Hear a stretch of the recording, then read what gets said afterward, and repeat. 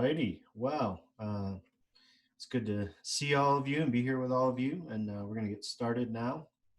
I am Matt Emhoff, and I am a spiritual and life coach as well as the director of Deeper Ministry. And what we do is train you in the art of living free. Right now, we're in the middle of a webinar series called Learning to Love Well. And last week was part one, learning to love yourself. And we talked about last week, I believe that learning to love yourself is kind of where it all starts. Because when we don't love ourselves, we stop the flow of love. When we don't love ourselves, we can't accept love from other people or from God, and it keeps us stuck. It's kind of like damming up all that love, all that goodness. But when we do love ourselves, when we do see ourselves as valuable and worthy of love and belonging, not because of what we've done, but because of who we are and who God says we are, well, then the flood waters open, the floodgates open, and all the water spills forth, and then we can love ourselves and God and other people really well. And all those things kind of connect, is how we love ourselves, is how we love God, is how we love other people. And it just continues to open up and get better and better. The more we love, the less we love, the harder it is to love in all those categories as well. So we talked about the difference between being selfish and self-care. And those two things are both about things we do for ourselves, but how do we do that well? How do we do self-care, and how do we learn to avoid selfish, and kind of find the balance there? As well as we talked about healthy self-talk, and how to be empathetic towards ourselves in the way we talk to ourselves, and really love and care and all that goodness for ourselves as well. And when we do that, we open ourselves up to receive love from God, right? And that's where we are today. We'll be talking about learning to love God, in this webinar. And I think, I want to be honest with loving God. There's just some practical hardships in loving God. It looks different than any other love relationship that we're used to. Because when you look at your friend or your spouse or your kids or whoever, they're right there. They're physical beings. You can see them, you can interact with them, you can talk with them. And I believe you can do the same with God, but it looks different, right? We often don't have a physical being that shows up in front of us. Sometimes it's hard to see God and see his facial expressions, right? Sometimes it's hard to hear God's voice and what he's saying, and the tone of voice he's saying it in, and all that kind of stuff. So it's just a little more difficult. It doesn't mean we can't do it. It just means we have some things up against us right away, and we got to figure those out so that we can fall in love with this God, with this Jesus, who's pretty amazing once we get to know him. So I want to start by describing some of my story, because a big part of my story and my transformation is about learning to love God, falling in love with God. Because to start out, it wasn't love, it was something else. When I first got to know God and Christianity and religion, it wasn't love, it was something else. And then the journey to get to, love is actually possible, and how to develop that, what that could actually look like, right? So for me, I grew up in a Christian home. It was a good home. I knew I was loved and I was taken care of. We went to church, had a good, biblical foundation of Sunday school and memorized verses and all that good stuff. And so it was a really good childhood. But very quickly, I learned that love was conditional, right? Now, I didn't know that. No one would have said that, but it was kind of like, my behavior mattered more than anything else. And so the conditions were, if you did the right thing, then you're okay. And even better than okay. Mom and dad would say, "Oh, we're so proud of you and we love you." And, you could just feel it radiating off of them, their acceptance, and they value you. And they want to talk about you to other people and how amazing you are. And you feel loved and accepted, and get that validation of who you are. accepted in this family, all that. But the problem was, if you didn't do it right, if you did the wrong thing, then it was totally different. And there was punishment. There was no more love. There was shame sometimes. I can't believe you. Almost disgust. What's your problem? What's wrong with you? This kind of some type of a bar to reach of perfection that I could never reach, right? So, given those choices, I decided all I have to do is follow the rules. All I have to do is figure out what other people wanted, or the right thing to do, or the rules, and then I'll just do that, and then I'll get the love, the value, the acceptance that I really want. And I was really good at it, and so I did it, and I could do it well, and I got that. Um, and so, kind of fortunately or unfortunately, it worked well through middle school into high school and even into college. Not a lot of bad things happened in my life, and I got a lot of value and praise because I was in circles that valued those things. And so, my value and worth and love was attached to what I could do. And so, I earned it. It wasn't until the end of college where I had a friend who confronted me and said, "Hey, Matt, you're pretty prideful." And I said, "No, I'm not." Just like a prideful person would do, right? Defensive, and no way, that couldn't be me. But there was that little part of me that was like, I wonder if that's true. And I was at least aware enough to say, I wonder, God, what's this all about? Am I prideful? And that was like the crack in the door that God used to kick the door wide open. And there was all kinds of things in that room that were like, oh, wow, I've kept these things kind of covered up and hidden, and I wasn't even aware of these things. Because when you have to live a life, and some of you may know this, where you're perfect and have it all together and have the right answers, you also have to start comparing yourself to other people and making sure that you're better than other people.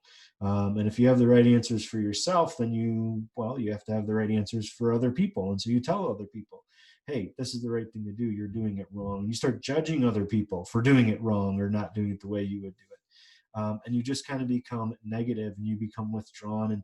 And I became that, and I wasn't the person that I wanted to be or who God created me to be.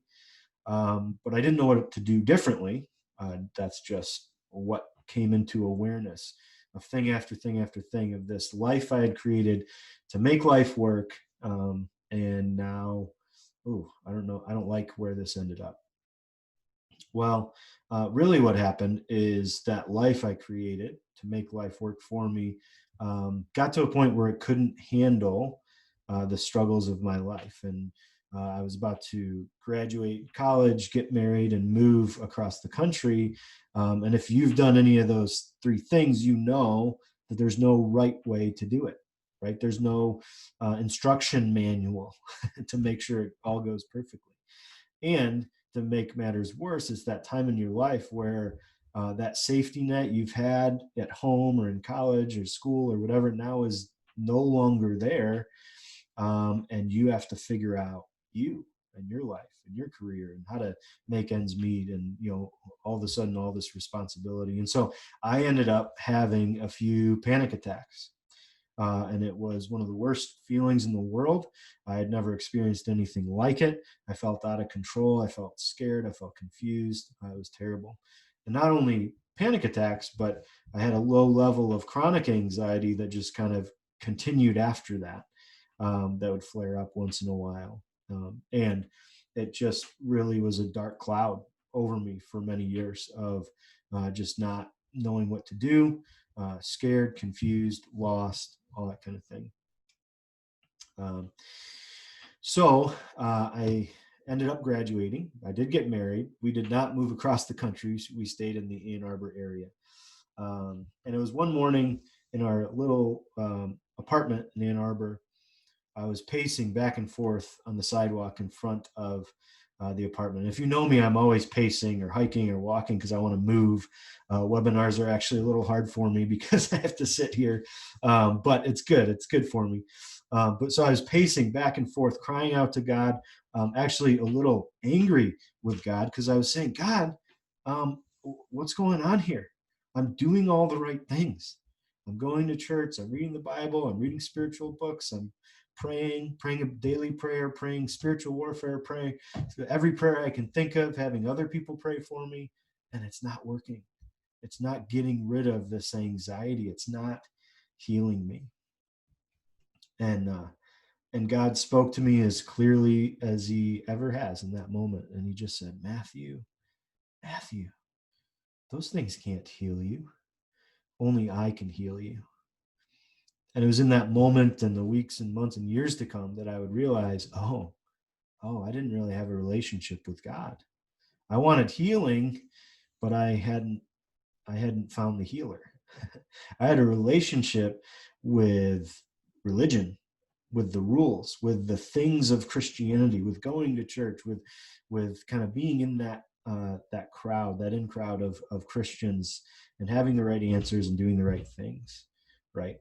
And that only goes so far until it's not love. You realize it's not love. It's not relationship. It is a system. It is rules and regulations that can be helpful as far as they go, but only as far as they go. And you can't fall in love with a system, with rules and regulations. And so at that point, I realized I needed to get to know God anew, in a fresh way. I had to unlearn and kind of unveil God from all the religious drapery and the different things that I had learned over the years and all that, to say, wait a second, God, what are you really like? What are you really like? And that was a prayer. That was a short prayer. I call them short prayers that I prayed over many months and even years, to say, God, what are you really like? Will you show me? And a short prayer is just that, a very short, like one sentence or a phrase, but it's a long and sustained prayer over time, right? So I encourage you, if you're writing things down, write down the simple prayer, the short prayer of, God, show me what you are like. Because we want to learn from him what he's like, right? We want him to show us. And so I've had more success in hearing from God, kind of getting answers to my prayers by these short prayers that I pray over time. Instead of kind of praying in every direction and getting frustrated why God isn't answering, to be very focused and really go after it. So this is one of those. I just said, okay, God, show me, show me, show me. And what happened for me, and I believe what would happen for you, is that over time, God started speaking and showing me, this is what I'm like, right? And it happens in the most surprising of places, right? When you see your children or your grandchildren or little kids running and playing or running up to you with a big smile on their face and giggling, God whispers, that's what I'm like. Wow, really? That's what you're like, right? And what's really cool is you get to know God, you get to know yourself, because we're the image bearers of God. And so he says, that's what I'm like. And by the way, that's what you're like. And you've forgotten, right? You see an adult teaching a child something, and they're so delighted in their child, and they're so extremely patient with them and just loving and caring. And God says, that's what I'm like. And I'm like that with you. Right? You see a beautiful sunset and you're in beautiful nature and it's so incredible and beautiful. And God said, that's what I'm like. Right? And we could go on and on and on with examples, but this is what can happen where God says, this is what I'm like. Wouldn't it make sense that we look at creation and we look at human beings and we say, oh, we all reflect the glory of God. So if we want to get to know God, we can see him in all these things. But we have to get to know God experientially, authentically, intentionally, really in our lives, in our everyday, not just a theory or somewhere out there. Not talk about God, but talk with God, right? I wonder what that would be like. Because what we need is a personality. What we need is a personality, because we fall in love with personality. Which brings me to the first of three beliefs that I want to talk about, because I think that these three things really get in the way of us learning to love God. And if we can bust these myths, I think we get unstuck. We get past these roadblocks and into more relationship, more connection, more of who God is, and how we can fall in love with him. Right? All right. So myth number one is that God doesn't have a personality, or his personality is not relatable. Right? Kind of the same idea, a little difference, but so I think that oftentimes it's just not talked about. What would the personality of God be like? I don't know. And it's just not talked about. We talk about more kind of facts and ideas and things that are practical and all that. It almost feels a little blasphemous or a little disingenuous to say God has a personality and this is what it's like. Are we pigeonholing God or that kind of thing? But here's the problem: if God does not have a personality, then we don't have a relationship with him. we don't have someone we can fall in love with, because we fall in love with personality. Right? Think of people that you love, people that you connect with. It's because of their uniqueness, the way they do things, the way they talk, the way they interact, what they do, how they do it. And we smile and we say, I like that. I love that. I want to be involved with that. I value that. Right? Without that, it's not falling in love. Like we said, we can understand things, and we can get facts and ideas and all that, but we can't fall in love with a system. We can't fall in love with a religion. We can fall in love with a God who has a personality. Right? Another thing that happens is we say, okay, maybe he has a personality, but it's not very relatable, or it's pretty damaging to our relationship with him. Right? So even without meaning to, subconsciously, we do apply some type of persona, some type of personality to God, because we need something to relate to. But the problem is, what if these are wrong? What if they're unhelpful? Right? So the two main personalities we apply to God is, one is just kind of an all-powerful God who wants to randomly strike people with lightning, or strike people with natural disaster or sickness or just negative things. If you screw up, I'm going to come after you. Right? Kind of angry, kind of grumpy, and you better not get on his bad side, or you're going to get punished. That's one. And then the other often picture we have of God is just disengaged, right? Far away, not really involved in my life. Maybe I could petition, maybe I could get his attention on some things, but most things just aren't important enough for him to show up for. Right? Now, what's interesting is, after doing more than 10 years of men's ministry, what most men describe their father as is one of those two things. Right? At their worst moments, their fathers are either just angry, grumpy, you better not get on his bad side, or it's a father who's just disengaged, not there. Maybe in front of maybe they're there physically, but not emotionally, not conversationally, right? In front of the TV or something like that when we need them. Right? Now, there's many good things, many good fathers, all that. But when we're at our worst, sometimes fathers can be that. And then what happens is, if that's been our authority figure in our life, sometimes we project an authority figure and their personality onto God. And we say that's what God's like, right? We don't do that intentionally, but it happens subconsciously. And then we're praying to a God who's disengaged, right? Just like we did as a kid, trying to get God's attention. Or we're praying to a God who's just, waiting to be angry at us and waiting for us to mess up again, that. And we're kind of hesitant. How can we love a God like that? How can we trust a God like that? We can't. I couldn't do that. Right? And so we don't really love him. We kind of just, we fear him. We interact at the level of, I'll try to do the right things and behavior and all that, but not really love. Right? So to bust this myth, we would have to find out what God's personality is really like. Right? And that's a journey. And again, we pray that prayer, God, what are you really like? Will you show me what your personality is? Right? So years ago, John Eldredge came out with a book called Beautiful Outlaw. And it's a really cool book. It's a really unique book because it's a book about Jesus, but it's about what we would experience if we were with Jesus, really about his personality. What does he sound like? What does he talk like? How does he interact? That kind of thing, right? because God is a genius.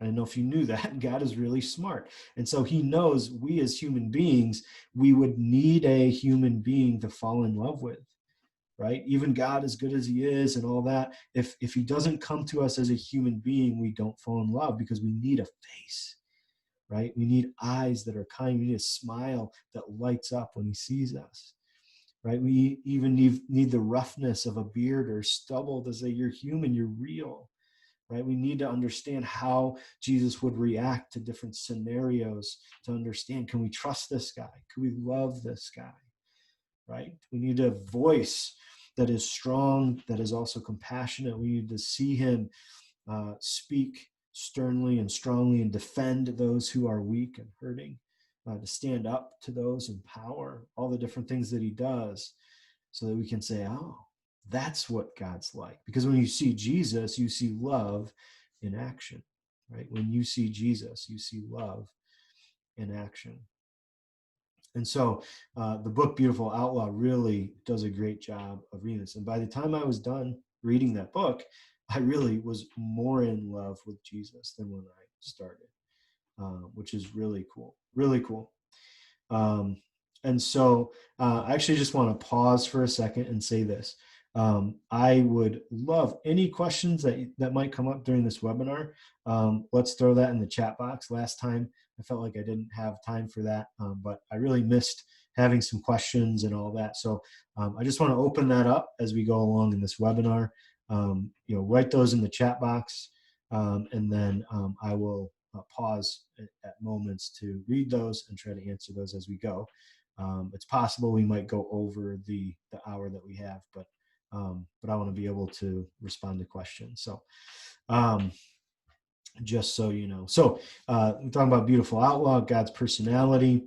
Another way to learn God's personality and really fall in love with him is this really cool practice that I learned years ago from a Fuller Seminary professor called Lectio Divina. Fancy word, but it's a Christian practice that's been going on for forever. And basically what it is when you read a story in the Bible, you put yourself in that story. The way that he taught me, right, is that you read the story and you put yourself in as a character in that story so that you can feel what they felt, right? It gives the human perspective. So you put yourself in that character, you put yourself kind of as the stage is being set. What does it feel like? What's the weather like? What's the environment like? What are the people like? What's the, political climate? All those different things. So you actually feel the human reaction to what's going on, right? So for example, just to grab a random story, the woman at the well, right? You may have heard of this story, the woman at the well. And we can read, you could read through that and see that, Jesus meets this woman at the well. See, she's a Samaritan woman, and he asks for a drink of water, and they have this interaction. And Jesus says, she says, I'm not married, and he says, you're right. The guy that you're with right now isn't your husband, and neither are the last 5 guys you were with. And we kind of have this weird conversation. Then she goes running down the street and says, hey, yelling, hey, everybody come see the guy that told me everything I ever did. And you're like, oh, that's a story, and some interesting things happen. Okay. But the difference could be, just for giggles, we'll do Lectio Divina. We'll put ourselves in the character of a disciple, right? So we're a disciple, and it's hot. It's sweaty. You can taste the sand because you've been walking for days with Jesus. You're trying to get to the next city. Here's kind of a stopping point, this little town, and our feet hurt, and I just want a drink of water. But first we got to go kind of get our lodging set up and make sure we got all that going. And we come back from setting up the lodging finally to get to the well where we can drink water, and we stop dead in our tracks because Jesus is talking to a woman. And that's not okay for a man to be talking to a woman, especially a Samaritan woman, right? A different ethnicity and probably a different religion. And whoa, this is not okay. What is Jesus doing? What is he thinking? Why is he doing this? Right? And not only that, but he's talking about her sex life with her. Jesus, what are you doing? You're confronting her about the guys that she's been with and all this. Like, this is way out of bounds socially, right? And so you know that feeling, I'm sure, like when you're with a friend and they say something or do something, and you're like, oh, I don't know this guy. I'm not with them. I don't know what they're talking about, right? And so Jesus did this all the time. Jesus does this all the time, where he is so disruptive in all these different places, right? And so, Jesus has this conversation. The woman's sarcastic. He's fine with it. They talk it through. He confronts her about those things. And then she runs away. And you're like, oh, okay. I guess Jesus offended her enough that she's running away.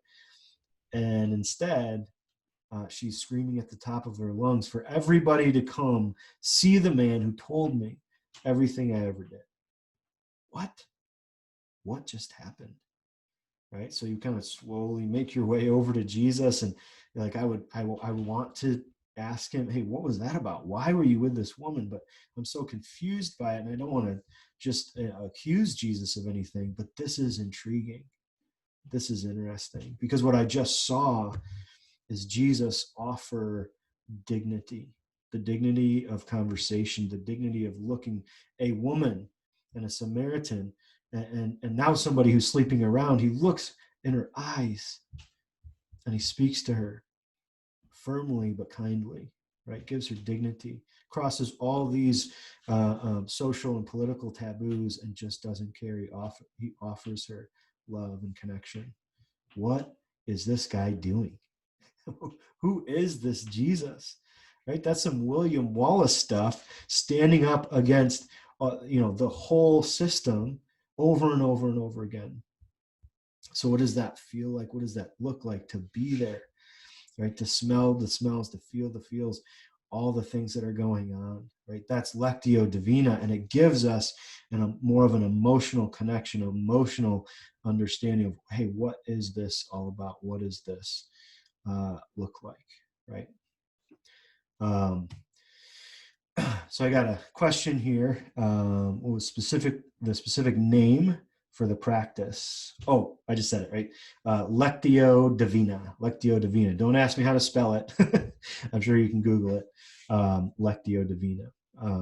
And there's different ways of doing it, and I've kind of stumbled onto that multiple times in different places, but that was how I was taught, and it's a really beautiful practice. So I'd encourage you to spend time in your, whatever that looks like for you. If you kind of do a quiet time or spend time with God in different ways, add that as a way to do it. And, I understand it may not all be perfectly accurate. It's not about accuracy. It's about getting into the humanity of it. So we take some liberties. I wonder what that would be like, right? There you go. Lectio Divina, spelled correctly from Mike. Thank you. So when we're around this Jesus, the more we get to know him, I believe we would fall in love with him. We would want to be around him. We'd say, who is this guy?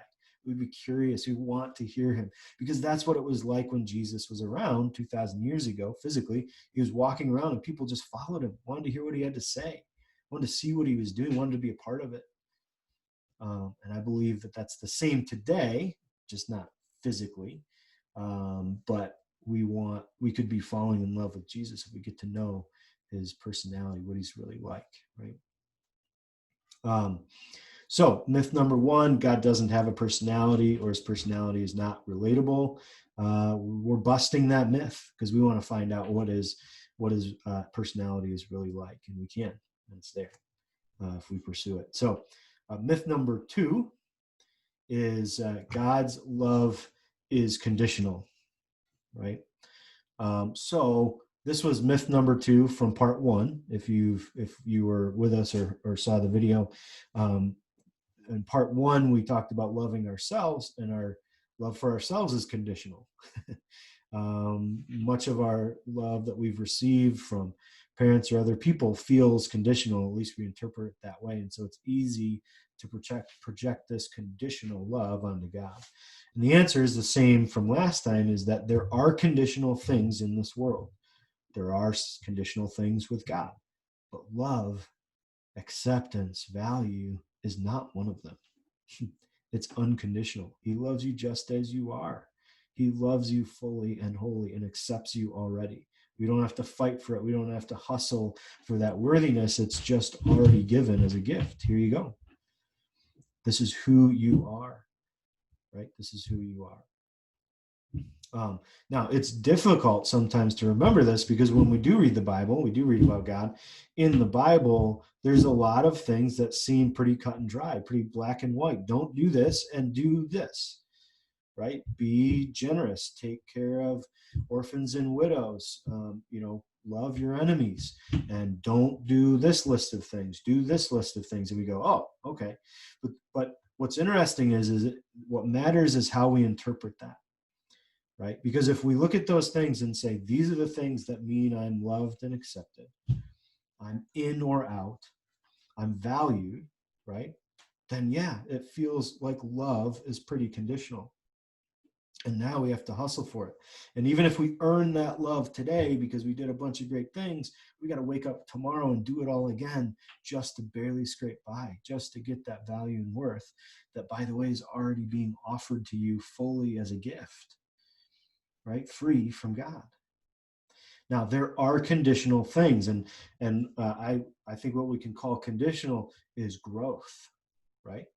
And so what if the Bible, and as we read these things, these are what you should do, these are what you shouldn't do, are not conditions on if you're loved or valued or not, but they're conditions because our behavior, our thought, our emotion, what we do and say has impact, has consequences, good or bad.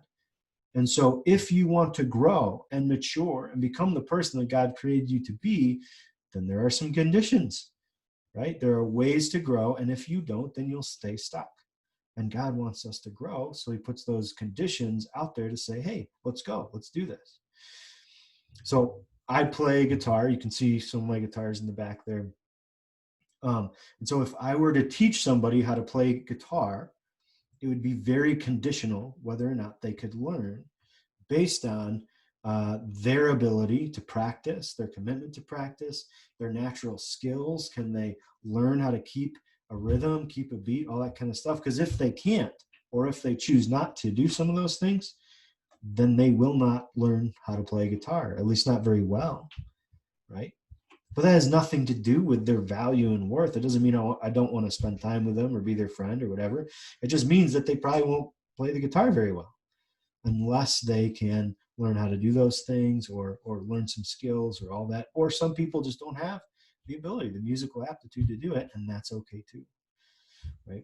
And so if we use that analogy for how God is working with us, he's, instead of the guitar, he's training us in the training circle to become the person that he created you to become whole and holy, to walk, to navigate life well, and to be the person that we really want to be, that he created us to be, right? So growth is conditional, and there are some things that we can do to really help that and move forward. And there are some things that we can do and that we have done or we choose to do sometimes that slow us down and keep us stuck, right?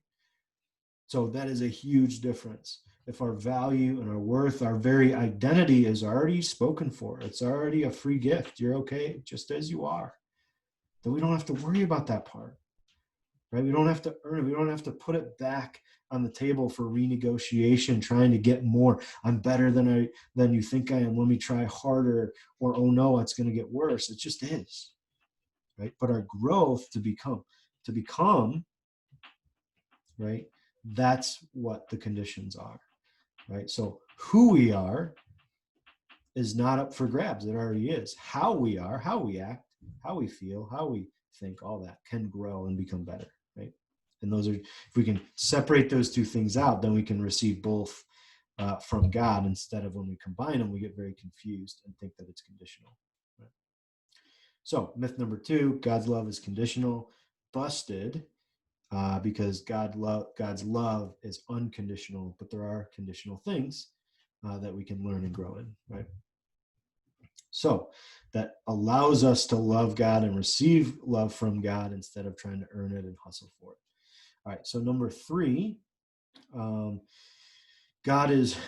three is God is far away from us and our struggles and desires, right? And doesn't it feel like that sometimes, that we're praying to the God that is far away? We don't really know what he looks like or how he's going to interact or that kind of thing. And I think sometimes our prayers betray us, or at least betray kind of what some of those beliefs are that we're believing in this myth, because I often, and I've done this myself, I often find Christians who are praying to the genie in the lamp God, right? Poof, what do you need? Poof, what do you need? Poof, what do you need? And our prayers are often, God, give me this. Give me what I need. We'll make this happen. Give me the job that I want.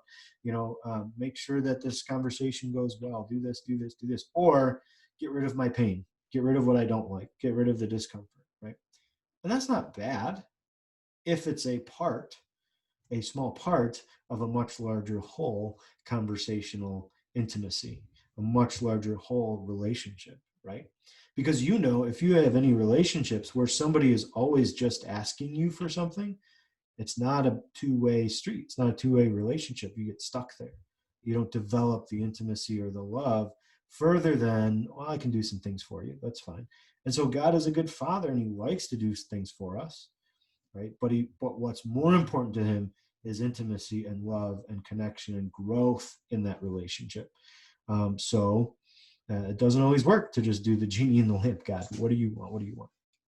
In fact, I've often found that God's answer to some of those prayers is, when we say, God, will you do this? His answer is, you do it, and I'll do it with you, right? He doesn't say, go do it by yourself, but he also doesn't do it for us, because he wants the growth in us. And the only way to find out that we can do it is if we do it.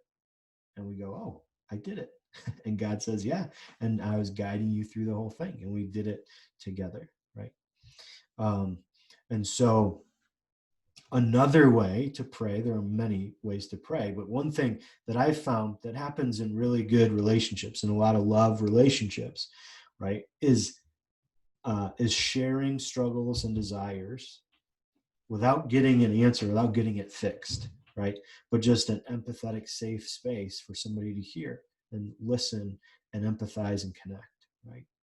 And so what would it look like then to pray to God to say, this is what I'm feeling today.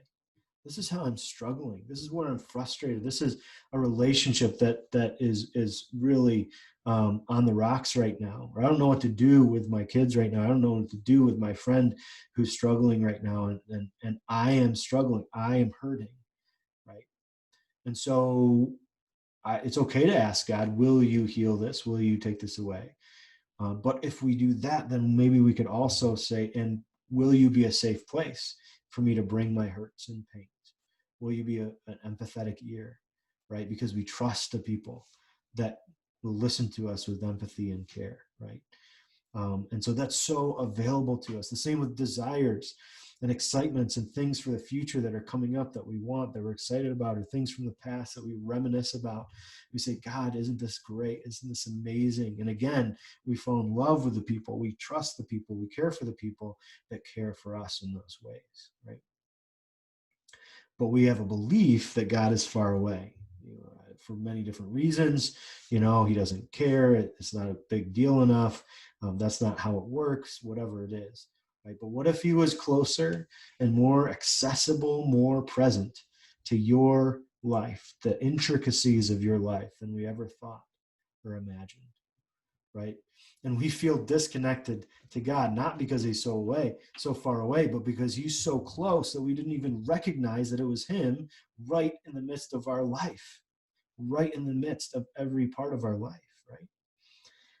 And when we segregate and separate out, that's the time with God, and this is the secular time, this is the time at work that I don't really think about God at all, well, we're missing out, because he's there too. He's everywhere. He's available, right? And it becomes a beautiful connection that we want God present in our lives. We want that connection all the time. And so we look for it and we connect with it, right?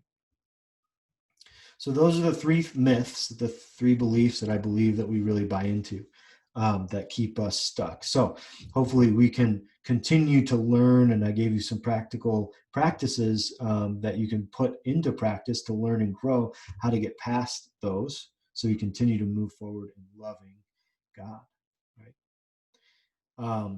So I want to pause. If anyone has any questions, feel free to write those. I'm going to take a quick drink and then I'll go on to the next.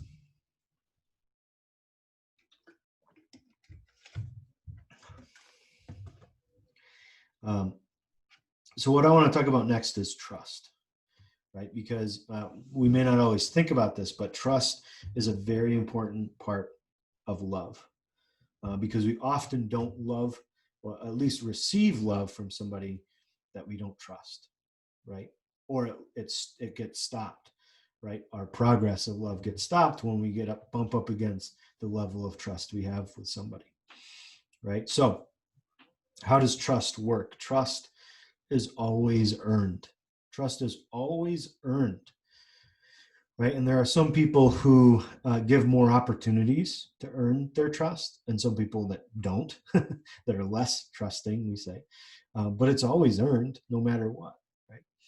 And so, what's fascinating is it's the same with God. And often in Christianity, at least for me, I've heard people say, "Well, you just got to trust God," right? Which is difficult for us because that's not really how trust works. Trust isn't really blind, or it really shouldn't be, because we have to learn trust, right? And if you're struggling with somebody, not sure you could trust somebody, if somebody else came up and said, "Oh, just trust them. You should just trust them. Just do it," that wouldn't be all that helpful. We probably shouldn't. That wouldn't be healthy, because we want to give somebody the chance to earn the trust so that we know what we can build on. We know we can love and receive love in those ways, right? And it's the same with God. It sounds weird, but God has to earn our trust, not because he's untrustworthy, but because that's how trust works for us, right? So if we want to build trust so that we can build love and intimacy, then what we do is we take something small in our lives. It can be an idea, a question, a struggle, a desire, something you're excited about, something you're working on, whatever it is, and say, "I'm going to really focus on trusting God in this small thing," right? You don't have to give it all away right away, on this small thing and this thing, right? And learn how to trust God by doing that, by trying it out, right? And continually reminding yourself that you're trusting God in this. Now, again, you play your part, because God's going to say, "I'm not going to do it for you, but I'll do it with you. I'll lead you and guide you, because you have what it takes, and I want to guide you in that." And so we do our part and God does his. But when he comes through for us on those small things, we say, "Oh, wow, his heart maybe really is good towards me. He really does care about me. He really does want to take the time for me." And it does something in us to say, "Oh, I trust him." It puts, as Brene Brown says, it puts another marble back in the marble jar of trust to fill it up little by little, one marble at a time, right? And then we want to give more, a bigger thing, and say, "Hey, I will trust you in this," right? And I don't believe it's blind trust. It's navigating life together, inviting God into it so you do it together. Now, one thing that I would say is really important in this is we've got to be careful of how we interpret the outcome of things, right? Because often I've seen what happens in my life and in others is that we get this idea of, if this outcome happens, then God came through for me and I can trust him. But if this specific outcome happens that I want, that I think it should be, if that doesn't happen, then God didn't come through for me and I can't trust him, right?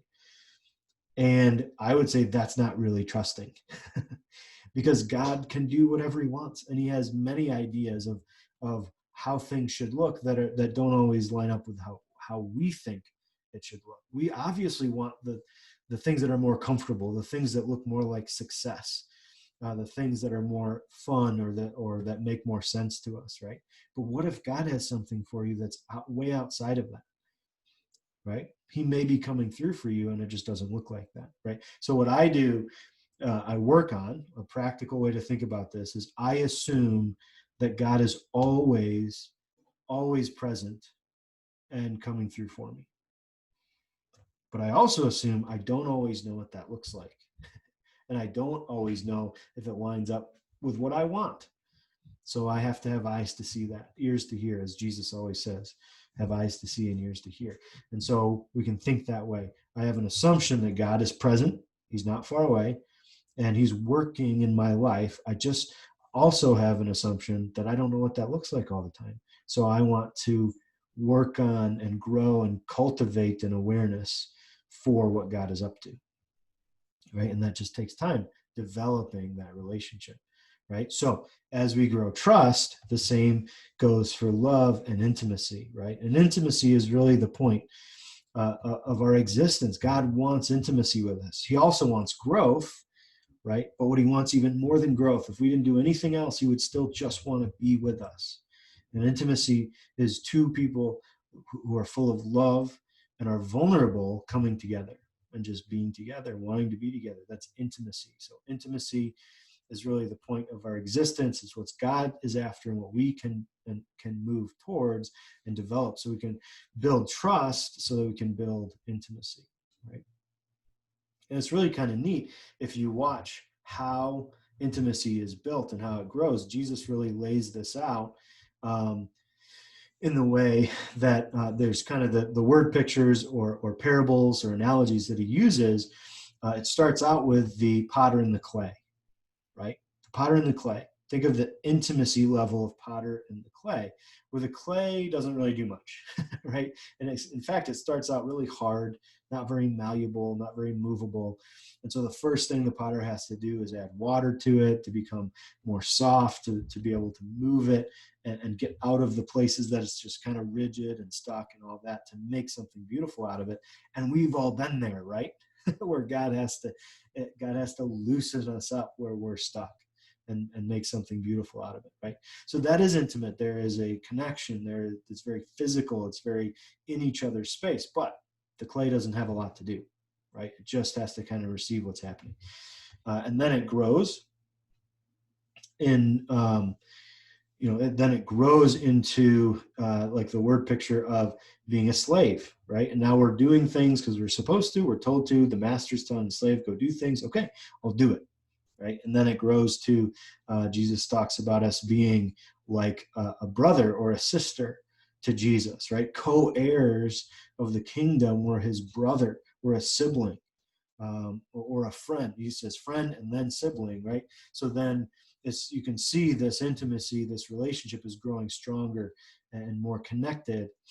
And even the scripture talks about us being seated at the right hand of the Father with Jesus. So not just family, but royalty, right? Holy cow, this is amazing. And then the quintessential, apex of all this at the very top is marriage, right? Jesus said, I am the bridegroom and you are the bride. The church is my bride, right? You are the bride of Christ. And so what does that look like? That is the quintessential picture of intimacy, two becoming one, right? Committed to each other, trusting each other, falling in love with each other, moving through a whole life together. That togetherness, that covenant, which is about being together, is incredible. And that's what Jesus wants with you. Wow. I mean, that is love. That is intimacy. But it grows little by little, step by step, right? We don't snap our fingers and say, oh, now I'm in full love. Oh, now I'm fully trusting, right? We have to grow it step by step, little by little. So what I am actually going to do is talk about my marriage. And I'm sure my wife, Sherry, is going to get pretty tired of me using her or us as an example in these webinars, but it's my life and it's how I learn, right? It's how you learn to hear those stories and all that. So I'll talk about my marriage, not because it's a perfect marriage, but because we can use it as an example to see how we grow and learn, right?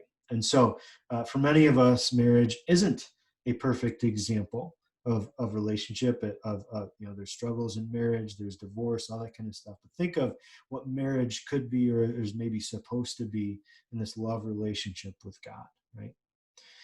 And what's fascinating to me is to think about my relationship with Sherry, my wife, where there was a point in my life where I didn't even know she existed. I was living my life, and I didn't even know she was a person out there somewhere, but I didn't know, right? And now today I stand in my house and look around and say, oh my gosh, what happened? I went from not even knowing she existed to to everything, to 3 kids and a house, and we do things together, we take vacations together, we plan things, like everything. Oh my goodness. But there was a time where I didn't even know she existed. What happened? How did that intimacy and love and connection go from nothing to everything, right? So Sherry and I went to the same college, Spring Arbor University, a little college about half hour away from where we live now. And for the first couple of years, we knew some of the same people, but didn't really know each other. And what happened is we had 2 different groups of people. I was hanging out with a group of guys. She was hanging out with a group of girls. And sometimes they overlapped. Sometimes we all hang out together, right? But we didn't really know each other. But I first noticed Sherry because in this group of about 10 girls, she was the only one that would say hi to me when I walked by, right? And I don't think she was just doing that because I was cute or something, or she really liked, I mean, I was cute, but that's not why she was doing it. No, she was doing it because she was kind, right? Because her heart is to connect with people. And I felt that from her. And I said, oh, that feels really good. That's really cool, right? And eventually, the more these 2 groups hung out together, the more that I wanted to be around Sherry, right? And I would find ways to be next to her and talk to her. And I wanted to make her laugh, and I wanted to, see what she was like and what she thought about things and all that. And we only really hung out with these groups, right? But we'd watch a movie, and I'd want to find, figure out a way to sit next to her. We had 2 dorms, a guy's dorm and a girl's dorm, and in between them there was this big grassy area where in the warm months we would have blankets out and we'd be hanging out or studying, or people would come and go, and I would want to kind of make sure that I was in that space with Sherry and talking to her and interacting with her as well. And eventually this happened so much, apparently I wasn't too stealthy about it, because everyone started to talk about, oh man, Matt and Sherry must really like each other. They're spending time with each other, until the point where we were the only 2 people that hadn't talked about how Matt and Sherry like each other or spend a lot of time with each other. And so I finally got up the courage to say, to Sherry, got her aside and said, hey, I want to talk to you about something, right? All awkward and weird. And she knew what I wanted to talk about. And, so then later on, she was like, okay, well, I have to move my car, which I don't think she really had to move her car, right? But I have to move my car. And so you can walk me to my car and we can talk. And so we're walking, and I, said something awkward like, hey, I guess everybody's talking about us. That's weird, And she's like, yeah, that is weird. So I wasn't all that smooth or anything, but I'll let you in on a secret that I didn't know at that time. She had come into that conversation ready to reject me. She was going to say no. She had already decided she didn't want to date anyone around that time. So she was going to say no if I asked her on a date or to be my girlfriend or whatever. And I am so grateful I at least had a little bit of wisdom at that point in my life, being that young, because what I said was, well, here's the deal. I said, Sherry, I think your heart is beautiful, and I want to get to know you more, right? And I think she was just stunned because I didn't give her anything to say no to, right? I mean, who would say no to that? He's like, oh, okay, yeah, that sounds good. And I, I think you're pretty cool too. And so we went to her car that didn't really need to be moved and drove it to a different parking lot. And then it ended up spending the next 2 hours walking around campus, just the 2 of us talking. And then after that, we went on dates that we really didn't call dates because she didn't really want to be my girlfriend, but I didn't really care what we talked about or called it because we got to be together, right? And we shared experiences together, and I would ask her out to coffee, and we'd go for walks around campus or in nature, and we had experiences together. We had conversations together. We got to know each other. And the more we got to know each other, the more we liked being around each other and wanted that more, right?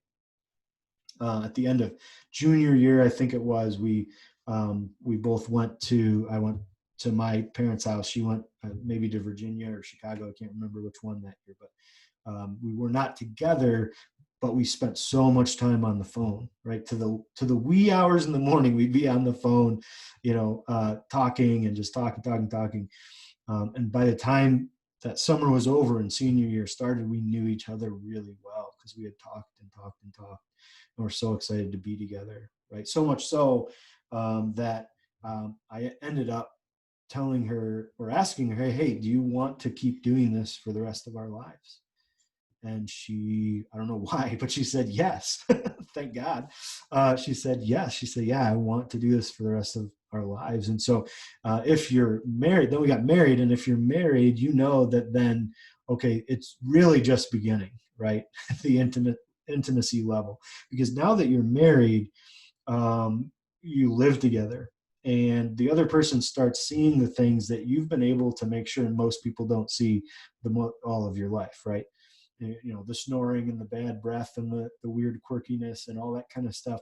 There's nothing to hide anymore because you're around each other all the time, and that level of intimacy just keeps growing, and it doesn't feel as good anymore. But you just get to know each other more and more, right? And there are those moments where you're at your worst and you're in the deepest struggles of your life and the scariest parts of your life, and that person is with you in it. And the greatest successes and the celebrations and the fun and the joy, and that person is with you in it. And the arguments and the frustration when that person says the things, does the things that hurt and wound you, right? That sucks. And we say, I don't know if I like you very much right now, right? But then you come back around and we're still with each other in it, right? That is intimacy, that is love, until the point where you look around and say, oh my gosh, it's everything. It was nothing and now it's everything, right? And there are many people that have been married much longer than we have, and they can say the same thing. It keeps growing. You keep becoming more and more connected and intimate, and hopefully falling in love, right? Falling in love over and over. And so I hope you understand, I'm not describing pure bliss or doing it perfectly, right? It's in the struggle, it's in the frustrations, it's in the confusions that intimacy continues to grow, because it's worth it. The other person is worth it. I'm committed. Let's do this. And that is love, right? And so it can look something like that with God, right? We don't snap our fingers and all of a sudden we're in full trust and full love with God, just like any other love relationship. But wherever we are, we can take a next step. We can see what that would look like, right? And so if you're married, for example, if you're married, that after a while of being married, you can be in a group of people, and from across the room, you communicate something with a look, right? And sometimes that look is like, you better not say what you're about to say, or I'm embarrassed by you, you better shut up. Or it's like an inside joke, right? You're both laughing, or it's a knowing look. We both get each other. We both know each other because there's an intimacy. You don't even need words because you know each other so well, right? And that's how it can be with God. Sometimes we don't have words, we don't understand, but what if we know each other so well? He knows us so well that he's communicating with a look, right? He's communicating with an experience. He's communicating with a moment or a song or all kinds of different things, because he just knows us. We just connect that level, right? Um, and I'm just noticing, sorry, I'm cutting myself up, but I'm just noticing in the chat box, apparently I wrote, too late, I'm already tired of it. So I think that was Sherry writing that about her marriage, because I didn't write that. But it says Matt Emhoff, so I just want to set the record straight. So anyways, yeah, we can have this deep, intimate relationship with God. And so, like, it sounds strange, but I have jokes with God, right? So like experiences with God that we laugh about like I would with a friend, right? I have moments of hurt and pain and struggle that I know that God stuck with me through that whole thing. And I'm so grateful for that, right? We reminisce about days that have gone by that were fun, that were exciting. And I can go to God with the best things and the worst things. And that is love. That is connection. And I don't always do that well. There's days that go by that I forget about God. I forget that he's available. I forget, or I get frustrated that God's not doing what I want him to do, or those types of things, right? But it's the pursuit of that, continuing to learn that love relationship, that intimacy with God. And it is available, right? And so it sounds almost too simple to say, right? But if you look at all the love relationships, the most connection you've had in your life, the principles are still the same in our relationship and love relationship with God, right? We just have to tweak it a little bit to understand how to jump the cavern of yeah, but I don't know what God is like because I can't see him, I can't hear him the same way, right? But it's just a different type of awareness. It's just learning that and putting yourself out there and doing some of these practices and trying it out. And it's so freeing. It's so freeing and so good, and can really change your life. It changed mine, right? So I hope this has been helpful. It's been really good. Thank you for your, just kind of being here and your interactions and questions and all that. If this is something that you're interested in, I see this as an introduction. There is so much more to talk about with loving God, an intimate relationship, the kind of conversations you can have with God, how to invite him into everyday life, and all those things. There's so much there. So if you're interested in more conversation, please contact me through my website or my email address, matt@deeperministry.com, because I want to learn, for me, I want to learn for you specifically what this looks like for you. Right? We talked about it in general, but in your life, in your way, in your personality, how do you get to know God? Right? That's really important. Um, so I actually want to end today with a prayer.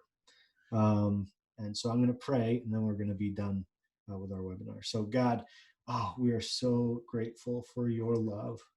We are so grateful that we can trust you. We are so grateful for your personality, what you're really like. And so, God, we ask that you would show us what you are really like, how you interact, how you react and respond to us and to other people and to the world around us, what you're up to in our lives, God, that we would get to know you tangibly, authentically, in a tactile, real way, experiential way that makes us just fall head over heels in love with you, because you are amazing. You're incredible. I know it. And I want other people to know it. I can't get enough of you. And so we ask for help in that. And for those who are maybe new to the idea of loving you, or those who have been doing it for a long time, God, we can always use more. We always need that reminder, that reconnection again and again. So we ask for help in that. And we bind away all the old myths and the old beliefs that would keep us stuck, the distractions and confusions. We just say no to all that, and we say yes, God, to your love, to your life. And so I pray a blessing over every person on this webinar and every person that will be listening to it, the audio recording, the video recording. God, I pray a blessing over each viewer of love, of deep, intimate, connecting love with you, and that they would carry that into this moment, into this day, and be filled to overflowing. In your name we pray. Amen. All right. Well, thank you, everybody. Have a great rest of your day.